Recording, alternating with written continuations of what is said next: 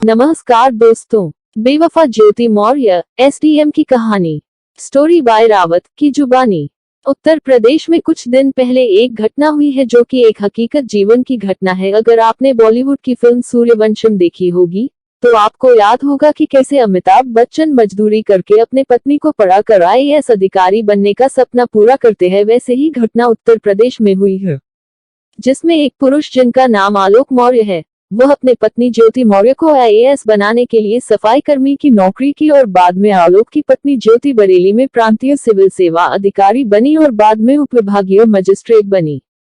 उनके अधिकारी बनने के सफर में आलोक मौर्य ने जी जान से सहायता की और इस पद को प्राप्त करने के बाद ज्योति काफी बदल गई और आलोक से हाथ छुड़ाने लग गई और बताया जाता है कि ज्योति के अवैध संबंध में सम्मिलित है। कई खुलासे और आरोप लगे हैं जो कि हम आपको इस कहानी में पढ़ाने और सुनाने जा रहे हैं।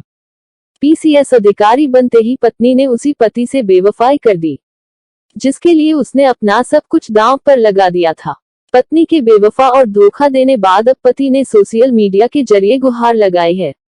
सफाई कर्मी पति का नाम आलोक मौर्य है, जो कि यूपी के प्रतापगढ़ में तैनात है और उनकी पत्नी ज्योति मौर्य बरेली में एसडीएम के पद पर कार्यरत है।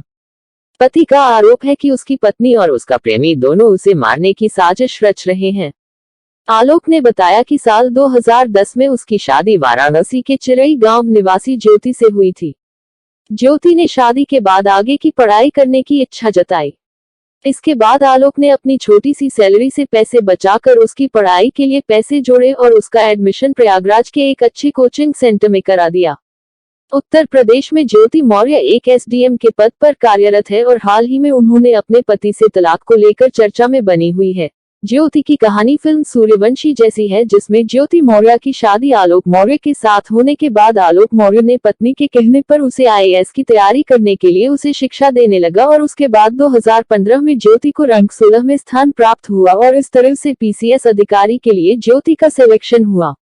उसके बाद ज्योति आईएएस ऑफिसर बनने के बाद वह अपने पति को छोड़कर किसी दूसरे आईएएस ऑफिसर मनीष दुबे के साथ रिलेशन में रहने लगी और उसके बाद आलोक ने इसकी शिकायत की तो पत्नी ने उसे दहेज लेने की प्रथा में उसके ऊपर केस कर दिया और इस तरह से ज्योति आज की तारीख में पुरुषों के लिए एक सबक बनकर खड़ी हुई है और इससे आने वाले समय में महिलाओं के साथ कोई भी व्यक्ति खड़ा होना नहीं चाहेगा। साल 2015 आलोक और ज्योति के घर में 2 जुड़वा बेटियां हुई।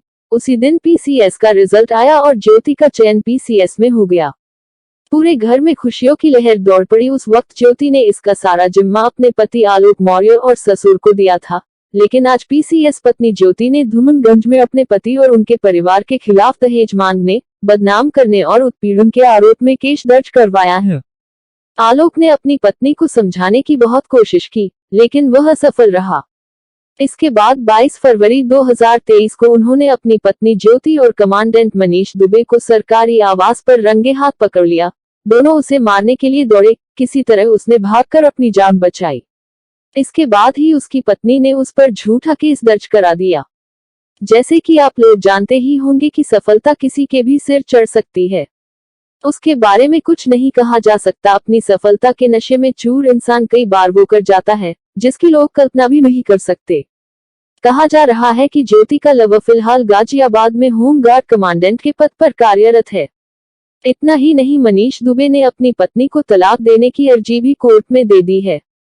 वहीं ज्योति भी आलोक से तलाक की मांग कर रही है। थोड़ी सी जानकारी के लिए बता दें कि सफाई कर्मचारी आलोक की शिकायत पर डीजी होमगार्ड वी.के. मौर्य ने इस मामले की जांच प्रयागराज के deputy commandant general Santosh Kumar को सौंपी है। मनीष दुबे से कैसे हुआ अफेयर? आलोक और ज्योति की शादीशुदा जिंदगी अच्छी चल रही थी, लेकिन इसी बीच साल 2020 में ज्योति की मुलाकात मनीष दुबे से हुई। ज्योति अपने पति आलोक से दूर और मनीष के करीब होती गई।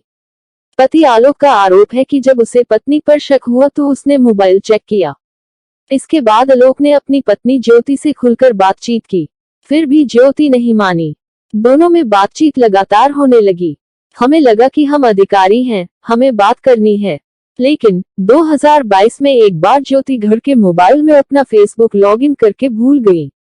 दोनों के बीच अश्लील चैट होने लगी। ये देखकर मेरा माथा सटक गया। जब मैंने विरोध किया तो मारपीट करने और जेल भेजने की धमकी देने लगा। 22 दिसंबर 2022 को आलोक ने दोनों को होटल मैरियट लखनऊ में रंगे हाथ पकड़ लिया। फिर समझाने के लिए कुछ नहीं बचा। जब हमने विरोध किया तो दोनों ने हम पर हमला कर दिया। हम अपनी जान बचाने के लिए वहां से भाग गए। तो दोस्तों, ये थी बेवफा एसडीएम ज्योति मौर्य की कहानी। उम्मीद करते हैं कि आपको ये वीडियो पसंद आई होगी। तो वीडियो को लाइक, शेयर, कमेंट और चैनल पर नए हो तो सब्सक्राइब जरूर करें। जय हिंद, जय भारत, धन्यवाद।